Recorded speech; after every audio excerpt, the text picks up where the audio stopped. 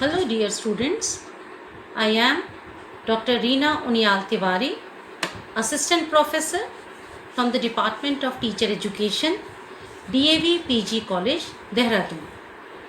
B.Ed 4th same के विद्यार्थियों के लिए ये लेक्चर उनके paper gender school and society की जो यूनिट 5th है उसमें से है, जिसका शीर्षक है role of teachers in gender equality. लिंग समानता के लिए शिक्षकों की क्या भूमिका होनी चाहिए। अब लिंग समानता के लिए शिक्षकों की क्या भूमिका हो, उसके पहले हमें ये समझना होगा कि आखिर कक्षाओं में ऐसा क्या होता है जिससे कि लिंग असमानता जो है वो दिखाई देती है। तो वो सारे कारक, वो सारे फैक्टर्स जो कि कक्षा में जेंडर इनइक्वालिटी को, लिंग असमानता को कंट्रीब्यूट करते हैं, उसको दर्शाते हैं, उनकी यदि हम बात करें तो सबसे पहला जो कारक है वो ये कि टीचर्स पे मोर अटेंशन टू बॉयज़। शिक्षक जो हैं वो ज़्यादा ध्यान बालकों की ओर देते हैं, और इसका कारण ये हो सकता है कि कई बार लड़के जो होते हैं कक्षाओं में वो ज़्यादा मिस्चीवियस होते हैं, वो बहुत शैतानी करते हैं। They cause teachers to monitor और engage with them more actively, क्योंकि टीचर्स को लगता है कि लड़के बहुत शैतान हैं, कक्षा में ध्यान नहीं देते हैं। यदि इनको ज़्यादा एंगेज नहीं रखा जाएगा तो एक क्लास में इनडिसिप्लिन की प्रॉब्लम कर लेंगे। और ओवर टाइम क्या होता है, कुछ समय के पश्चात या बार बार ऐसा करने से जो कक्षा में बालिकाएं होती हैं उनको बोलने से फिर क्या होता है, बहुत ऐसा महसूस होता है कि कक्षा में हमें ज़्यादा महत्व नहीं दिया जा रहा। तो ये एक सबसे बड़ा कारण है लिंग असमानता का। दूसरा जो कारण है वो ये है कि interaction with boys are more public. यानी आप देखते होंगे कि जो शिक्षक शिक्षिकाएं हैं उन्हें जब लड़कों से कोई बात करनी है तो वो लड़कों से एक ज़्यादा डिस्टेंस रखकर भी बात कर लेते हैं, and the talk are more of business like way में, कि लड़कों को दूर से ही जोर से कुछ कह दिया।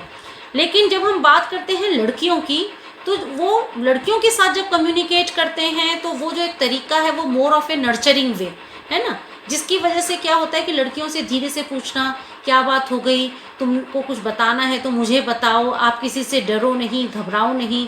तो इस तरह से लड़कियों को ध्यान से जब बहुत प्यार से शिक्षक या शिक्षिकाएं बोलते हैं या उनसे बातचीत करते हैं तो इससे लड़कियों को ये लगता है कि हमारे जो कमेंट्स हैं, हमारे जो क्वेश्चंस हैं वो प्राइवेट कन्वर्सेशन के लिए ही ठीक हैं, और फिर उनको ये चांस नहीं मिलता कि वो प्राइमरीली मेल फोकस्ड जो भी डिस्कशंस कक्षा में होते हैं उसमें भी वो खुलकर अपनी बातों को रख सकें, बोल सकें। तीसरा कारण जिसकी वजह से कि हमें कक्षा में लिंग असमानता देखने को मिलती है वो ये है कि there is a difference in the praise and criticism between girls and boys.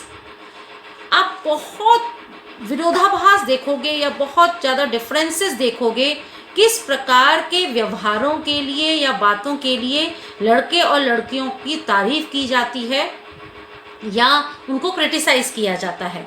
जैसे अगर लड़कों की चर्चा करें तो लड़कों को ज़्यादा प्रेज़ किया जाता है जब वो करेक्ट नॉलेज, कोई सही उत्तर जब वो देते हैं, कोई सही जानकारी जब वो देते हैं तो उनको ज़्यादा एनकरेज किया जाता है, उनकी ज़्यादा तारीफ़ की जाती है।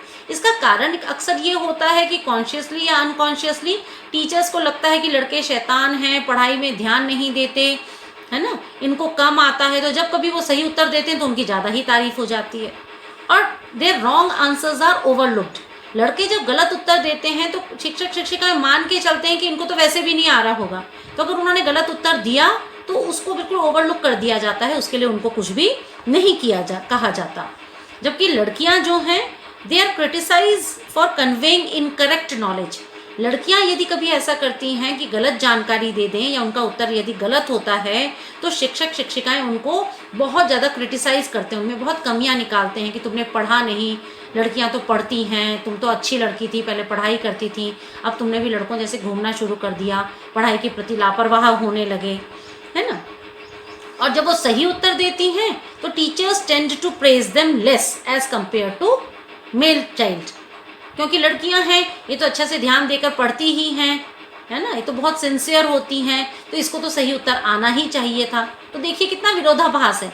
लड़के अगर उत्तर सही देते हैं तो उनकी बहुत तारीफ होती है, लड़के अगर उत्तर गलत देते हैं तो उसको ओवरलुक कर दिया जाता है।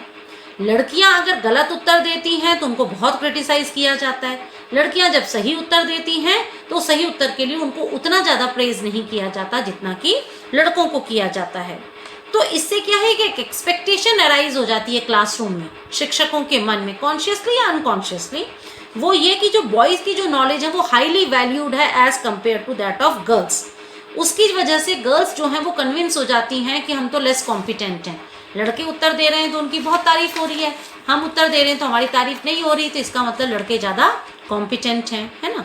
दूसरा आप देखिए, लड़कियों की जो ज़्यादा तारीफ की जाती है, उनको प्रेज किया जाता है, वो उनको अच्छे बिहेवियर के लिए किया जाता है, गुड बिहेवियर। और बॉयज़ को जो क्रिटिसाइज किया जाता है वो उनके बैड बिहेवियर के लिए क्रिटिसाइज किया जाता है। लड़की का अगर बैड बिहेवियर है तो उतना क्रिटिसाइज नहीं करेंगे, या अगर लड़के का गुड बिहेवियर है तो उसको भी उतना प्रेज नहीं करेंगे। तो ये जो विरोधाभास सा देखने को मिलता है शिक्षकों के व्यवहारों में, इसके कारण कक्षा में लिंग असमानताएं जो हैं वो देखने को मिलती हैं। अब शिक्षक ऐसा क्या करे जिससे कि वो कक्षा में लिंग समानता को प्रमोट कर सके। तो there are different ways in which a teacher can promote gender equality in the classroom. क्या क्या कर सकता है शिक्षक? सबसे पहला, be reflective and be objective. Reflective का मतलब क्या है? जब भी, जैसे कि आपने देखा होगा, एक जब ग्लास होता है तो उसके ऊपर जब भी कोई रोशनी पड़ती है तो वो रोशनी रिफ्लेक्ट होती है, प्रतिबिंबित होती है ना, फिर से लौट कर आती है। तो इसी प्रकार से शिक्षक जो हैं, शिक्षिकाएं जो हैं, उनको अपनी तरफ से भरपूर प्रयास करना चाहिए कि वो बच्चों के जो भी क्रियाएं हैं, उनकी जो भी गतिविधियां हैं या जो व्यवहार हैं, उसके प्रति जो प्रत्युत्तर है या जो उनकी प्रतिक्रिया है वो न्यूट्रल हो। न्यूट्रल इन द सेंस लड़के और लड़कियों के प्रति एक जैसी। तो अपना टीचिंग मेथड कैसा है, अपना विद्यार्थियों के साथ इंटरेक्शन कैसा है, क्या मैं लड़कों की ज़्यादा तारीफ करती हूँ, क्या मैं लड़कियों की कम तारीफ करती हूँ, क्या मैं लड़कों को ज़्यादा डांटती हूँ, क्या मैं लड़कों से तो दूर से ही बहुत ज़ोर से बात कर देती हूँ और लड़कियों से धीमी आवाज़ में पास बुला के बात करती हूँ, क्या मैं लड़के और लड़कियों में से किसको बोलने का अधिक अवसर देती हूँ या नहीं देती हूँ। इन सारी बातों को शिक्षक शिक्षिकाओं को ध्यान देना पड़ेगा। दूसरा, they should try to get feedback from colleagues. जो भी शिक्षक शिक्षिकाएं हैं उनको ये प्रयास करना चाहिए कि वो अपने जो साथी सहयोगी अध्यापक हैं उनसे समय समय पर ये फीडबैक लें कि क्या उनके साथी शिक्षक शिक्षिकाएं ऐसा महसूस करते हैं कि उनके बालक बालिकाओं के साथ व्यवहार में कुछ अंतर है, जो हो सकता है कि हमने तो नहीं महसूस किया लेकिन मेरे सहयोगी देखकर बता सकें कि हाँ, आप लड़के और लड़कियों के साथ अलग अलग व्यवहार करते हो। इसी प्रकार से ये जो सिमिलर फीडबैक है ये स्टूडेंट से भी लिया जा सकता है, लेकिन स्टूडेंट से लेने का तरीका अलग होगा। इसके लिए आप एक एनोनिमस कमेंट बॉक्स जो है वो बना सकते हो, जिसमें किसी बच्चे को नाम लिखने की ज़रूरत नहीं है, कोई अपनी शिकायतें जो हैं या उनके ऑब्जर्वेशंस हैं उसमें लिखकर डाल सकता है। आप उनसे प्रश्न पूछ सकते हो, do you see any difference in how I treat girls and boys. क्या आपको ऐसा लगता है कि लड़के और लड़कियों के साथ व्यवहार करने में मैं अलग अलग तरीके से व्यवहार करता हूँ। दूसरा, कि टीचर्स को विद्यार्थियों के बारे में और क्या कुछ जानने की आवश्यकता है जेंडर के टर्म्स में, ताकि वो उनको ज़्यादा अच्छी तरीके से पढ़ा सके, उनके साथ ज़्यादा फ्रेंडली बिहेवियर जो है वो अपना सके। एक और प्रश्न शिक्षक कर सकता है अपने विद्यार्थियों से, और एनोनिमस उनके रिस्पॉन्सेस के लिए कह सकता है, कई बार क्या कक्षा में पढ़ाते समय या कोई व्यवहार करते समय या अंतःक्रिया करते समय आपके जेंडर को लेकर मैंने आपके साथ कोई अच्छा या बुरा व्यवहार किया है।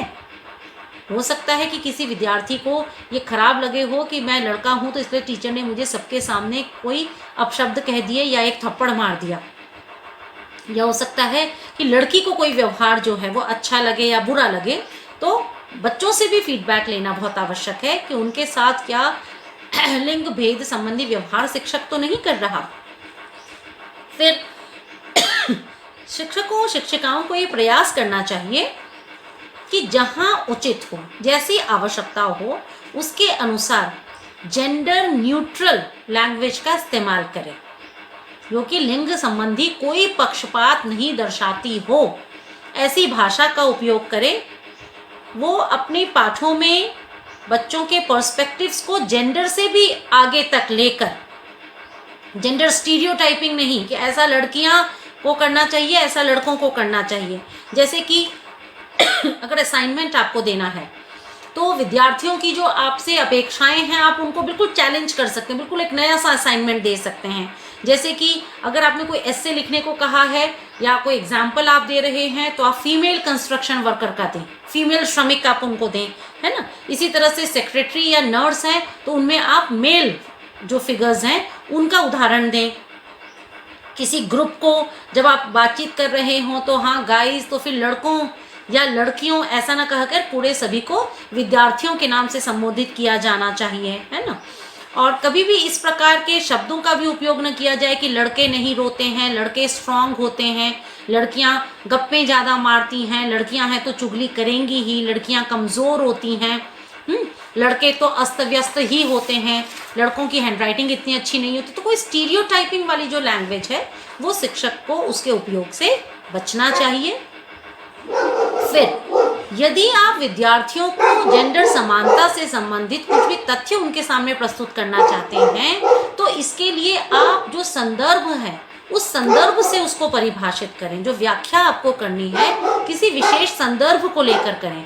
जैसे आपने देखा, आप उन्हें जेंडर असमानता के बारे में यदि बताना चाहते हैं या समानता जेंडर में लाने के लिए क्या कुछ किए जाने की आवश्यकता है इसके बारे में बताना चाहते हैं तो इसके लिए आप उदाहरण दे सकते हैं कि कैसे प्राचीन समय में या इतिहास में इसी तरह की स्ट्रगल या इसी तरह की जो घटनाएं हैं वो रेस को लेकर या रिलीजियस इक्वालिटी को लेकर भी हमेशा से लड़ी जाती रही हैं।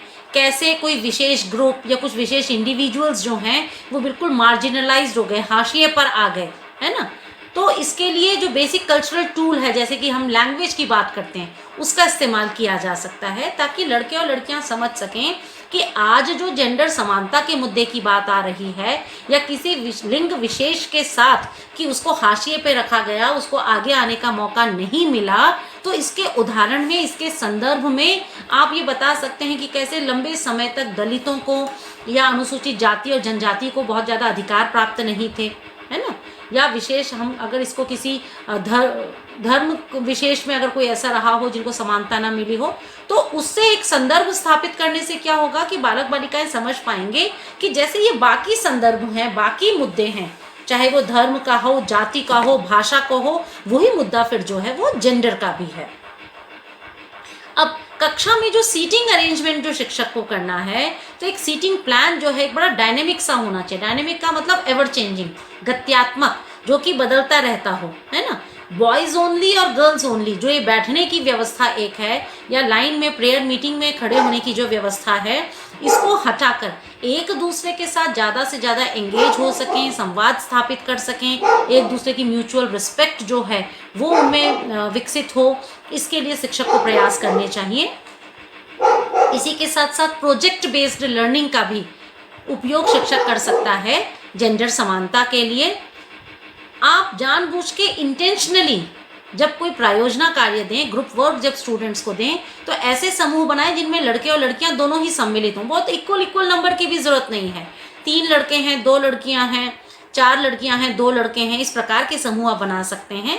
और प्रोजेक्ट जो हैं वो ऐसे भी दिए जा सकते हैं ताकि विद्यार्थी एक्सप्लोर कर सकें कि जो जेंडर इक्विटी है या कल्चरल इक्विटी है या हेल्दी ह्यूमन इंटरडिपेंडेंस, कैसे प्रत्येक मनुष्य दूसरे के ऊपर निर्भर है, सभी मनुष्यों की परस्पर अंतर निर्भरता, कोई भी एक लिंग विशेष नहीं है, दोनों लिंग और ट्रांसजेंडर के सभी जो महिला पुरुष और व्यक्ति ट्रांसजेंडर्स हैं वो एक समान हैं, सब में अपने अपने गुण हैं, योग्यताएं हैं और सबके अपने अपने कार्य हैं और कैसे हम इस पूरे जीवन को जीने के लिए एक दूसरे के ऊपर निर्भर हैं। इस प्रकार के ग्रुप प्रोजेक्ट भी विद्यार्थियों को दिए जा सकते हैं। सबसे पहले शिक्षक जो है वो विद्यार्थियों तक इस बात को बहुत अच्छी तरह से पहुंचाए और खुद भी समझे कि सेक्स जो है वो एक बायोलॉजिकल फैक्ट है ना। जीव विज्ञान के अनुसार है कि हमारे शरीरों में क्योंकि जो लिंग हैं वो अलग अलग प्रकार के हैं, इसलिए उनके आधार पे हम लड़का लड़की या ट्रांसजेंडर में डिवाइड करते हैं, तो बायोलॉजिकल फैक्ट है सेक्स। लेकिन जब हम बात जेंडर की करते हैं तो ये एक सोशल कंस्ट्रक्ट है।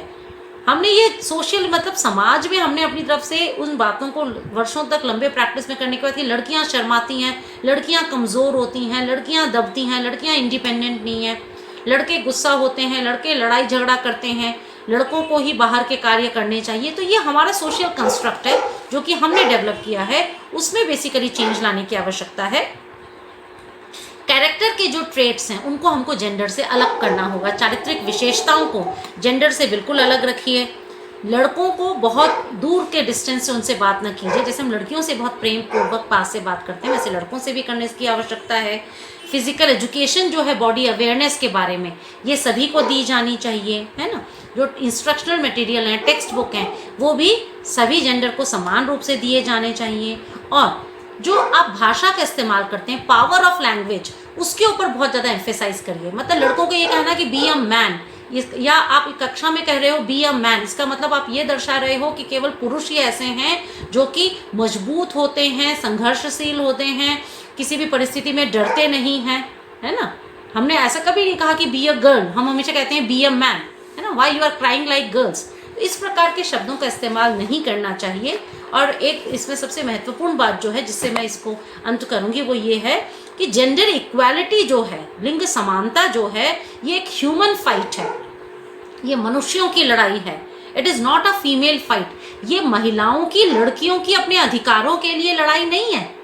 लिंग समानता जो है, ये पूरी मनुष्यता की लड़ाई है। और इसमें हम जो थर्ड जेंडर जिसको हम कहते हैं ट्रांसजेंडर्स, उनको भी अवश्य शामिल करें। Thank you.